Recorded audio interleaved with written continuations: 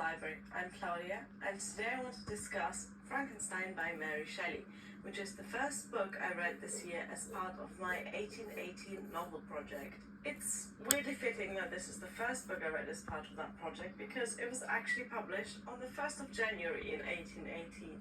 This is the story of Victor Frankenstein, a young Swiss scientist who creates life, and that creation then comes back to haunt him throughout the rest of the book.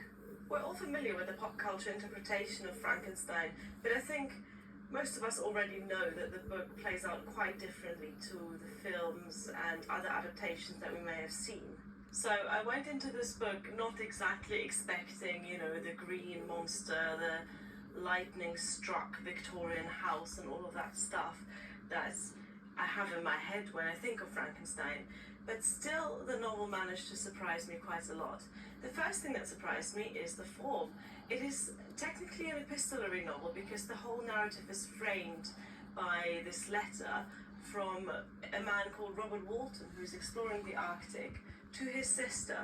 However, this framing then kind of gives way to a sort of nested narrative where we see the story from Frankenstein's perspective and then at one point from the monster's perspective as well.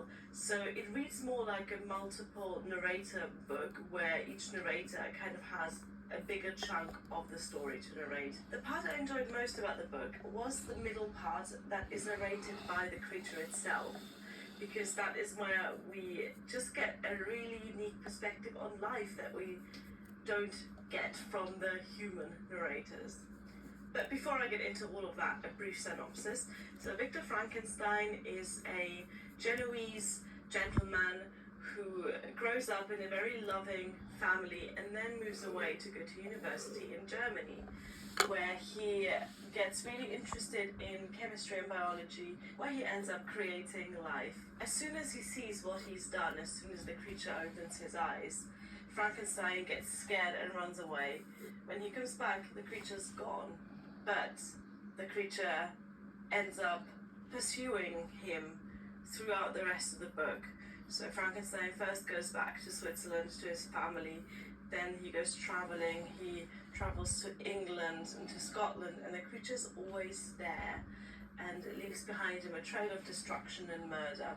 The first thing that surprised me about this is how romantic it feels, and I mean capital R romantic. There's a lot of talk about nature, there's a lot of descriptions of the Alps and other beautiful landscapes that our characters go through. You get this contrast between the huge, awe-inspiring natural world and humans who are small and helpless before it.